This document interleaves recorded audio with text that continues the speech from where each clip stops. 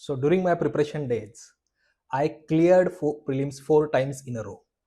ठीक है.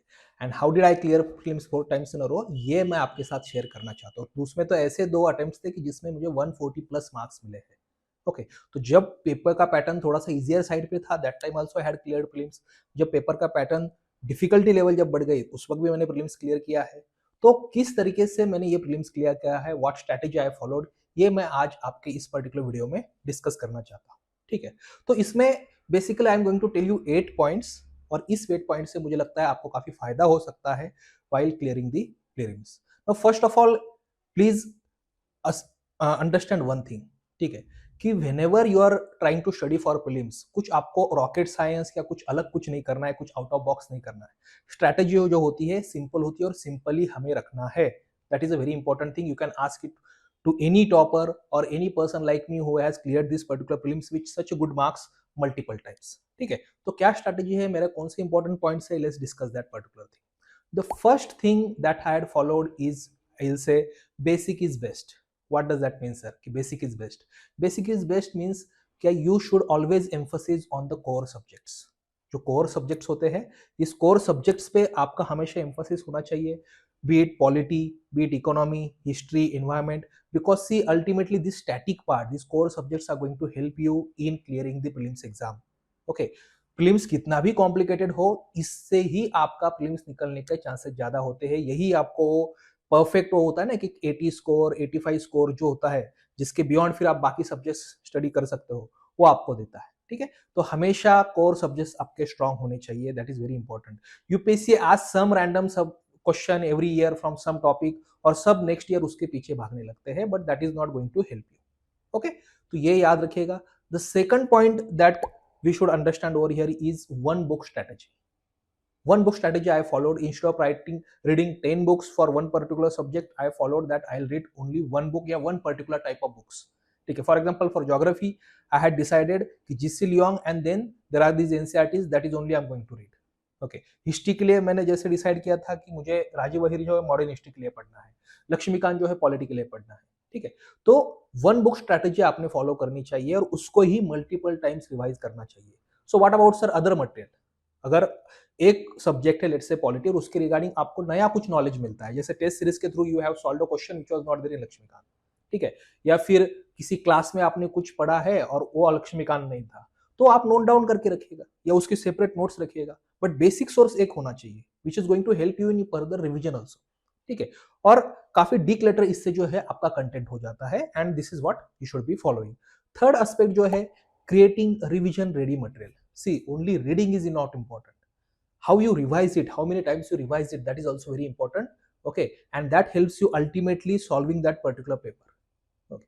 So revision ready material create karna hai, that also becomes a very important thing. What is revision ready material? The best way is to actually create notes. Okay.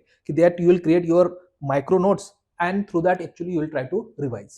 But see, note making as such is a very tedious task. It takes time. Okay. So for prelims, I had followed a strategy that instead of making notes, I'll mark the important point in the book itself. I'll highlight them with different pens, and next time when I'm going to revise it, I'll revise it only those highlighted points. Okay. तो मुझे लगता है that is even more effective strategy, especially for the prelims के preparation में. बाकी preparation में yes, you like for optional you should create notes and other things are there. Okay. पर prelims में वही के वही आप जो है रिवीजन रेडी मटेरियल क्रिएट करके रखिएगा, वो आपके लिए इंपॉर्टेंट है. Even for current affairs also. जैसे for example first time when I was giving attempt, तो I used to follow monthly current affairs rather than following those yearly current affairs, जो yearly compilation होता है. Fine. Because yearly for a beginner, yearly compilations को follow करना काफी difficult होता है. It's better to follow the monthly ones. Okay. और उसमें भी जो प्रीलिम्स का इंपॉर्टेंट एस्पेक्ट है उसको आप यहाँ मार्क करके रखिएगा, और फिर उसको ही बाद में आपको रिवाइज करना है. तो रिवीजन रेडी मटेरियल क्रिएट करना काफी इंपॉर्टेंट आपके लिए हो जाता है. Now fourth aspect है, that is regarding test series. Now everybody would have told you कि you should follow test series, you should solve multiple tests. That's fine, that's right. Okay, but here you must understand I followed an approach that is quality over quantity. Okay, and quality always wins over quantity, that you should understand over here. What does quality over quantity mean? Okay, quality over quantity means कि how many tests you are solving, that won't matter that much. What matters is how you are solving that, how you are trying to analyze that. और वो काफी यहाँ मुझे लगता है कि matter करता है. ओके. कैसे? फॉर एग्जाम्पल आपको बताया जाएगा कि 100 टेस्ट सॉल्व करना, 200 टेस्ट सॉल्व करना, देखो not required.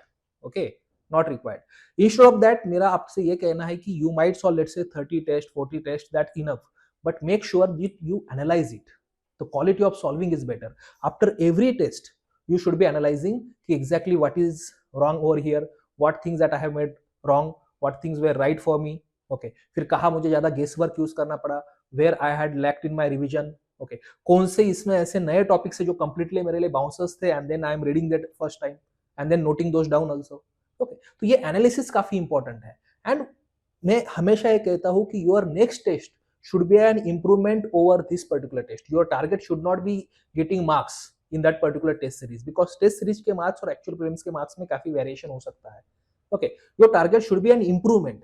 For example, if I am giving first test, तो second test I am going, I must make sure कि whatever silly mistakes I had done in the first test, I should be correcting that in second test. Okay, then second test में again I'll analyze, I'll see कि what mistakes I had done there, what right things I had done, then I'll write it down.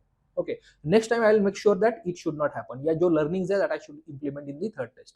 So ये कहा जाता है कि even if you actually make 1% or 2% improvement per test, तो आप देखिएगा after 30 test आप substantially improve करते हो, and this actually matters in your mains also. Okay, तो इसको इस तरीके से देखिएगा कि टेस्ट जो है ये बस मार्क्स लाने के लिए, या मल्टीपल किसी ने कहा है 100 टेस्ट 200 टेस्ट फॉर्म करना, ऐसा नहीं होता है. Quality always matters over the quantity, इसको आपको याद रखना है. Okay, now regarding the MCQ, the fifth point I would like to tell you is we can say randomness sometimes actually wins. ठीक है, या उसको मैं कहता हूँ random yields result. आप कहोगे सर रैंडम तो प्रिपरेशन नहीं, प्लान होना चाहिए. यहाँ मैं MCQ के एस्पेक्ट में कह रहा हूँ. Okay, and I did not know कि I had actually followed this also strategy. Okay, in the hindsight when I see कि I had followed this strategy of random yields result. कैसे कि इसमें स्पेशली एमसीक्यू सॉल्व करते वक्त. Okay, सो test series तो I am following, but कभी कभी क्या करता था मैं कि रैंडम कुछ भी एमसीक्यूज पिक करके उसको सॉल्व करता था. Does not matter whether I have revised that topic और I have even studied that topic. Especially after 6 or 7 months of preparation, I started doing this. Okay, so when I used to read sit in this particular libraries, okay, और वहां जब मैं देखता था कि कोई दूसरा कोई क्वेश्चन सॉल्व कर रहा है, so I used to pick up that question paper या pick up that particular PYQ bit या कुछ भी है, और उसके क्वेश्चन में सॉल्व करने लगता था. ठीक है, तो 8-10 क्वेश्चन लेट से वहां सॉल्व कर लिए, डिस्पाइट कि आई हैवंट रेड इट और इवन रिवाइज्ड इट, फिर भी मैं ये कर रहा हूं. ओके, तो ये क्यों करना है एक्चुअली मुझे? Try to understand this thing, because यही तो एक्चुअली एग्जाम में आपको काम आएगा. बिकॉज यहाँ आप जो आंसर देना चाहते हो, ओके, ये आप मेमोरी के बेस पे नहीं देते हो बस, लेकिन आप कुछ एनालिसिस करते हो, आप लॉजिक यूज करते हो, आप आपका एग्जिस्टिंग नॉलेज बेस है उसको यूज करना चाहते हो. ओके, जब आप टेस्ट सीरीज सॉल्व करते हो ना, तो आपने क्या किया है कि let's say you have studied polity, now you are appearing for polity test. Okay, यहाँ ऐसा नहीं है. ओके, आपने कुछ नहीं पढ़ा है, still you are trying to actually solve that particular question. तो एक अप्रोच आपका क्रिएट करता है. ओके, कि किसी भी टाइप का क्वेश्चन आए, I am not simply going to give up, I will at least try to apply some kind of strategy to actually solve this particular question. Okay, and over the period of time I understood कि काफी सारे ऐसे question मेरे सही भी आने लगे. And actual exam में तो यही होता है कि in actual exam let's say difficult paper is there, तो हार्डली 25-30 क्वेश्चंस का आंसर आपको 100% पता होता है. बाकी इसमें तो काफी बार थोड़ा गेस वर्क करके, फिर एलिमिनेशन स्ट्रेटजी यूज करके, कुछ लॉजिक यूज करके आप करते हो. तो उस पे आपको I will make the other videos also कि कैसे उसको यूज करना है. बट ट्राई टू अंडरस्टैंड कि sometimes try to solve the random questions. Okay, do not wait कि मेरा परफेक्ट प्रिपरेशन होगा या फिर मैं I will revise first and then only I will solve the questions. ये काफी इंपॉर्टेंट एस्पेक्ट है और मुझे इससे काफी मदद यहाँ हुई. And then 6th point is solving previous year questions. Okay, previous year questions will always help you to create your better strategy. Try to understand previous year question काफी इंपॉर्टेंट है, बिकॉज प्रीवियस ईयर क्वेश्चन में आपके कहीं ना कहीं जो approach होता है यूपीएससी का, ये आपको पता चलता है. Okay, you will solve many questions of the test series, but the quality of UPSC CSC questions that UPSC will set is different, because they will have to set the limited questions also. Okay, तो उस quality के question solve करना, और फिर उससे समझ में आता है आपको कि what kind of thinking that the examiner will be having over here. Okay, 7th thing है creating the solution strategy. Solution strategy means what? कि when I am going to attempt the final exam, so how I am going to solve that particular paper? What could be my strategy over there? Okay, तो जैसे मेरी strategy थी कि I used to solve that particular paper in 3 iterations.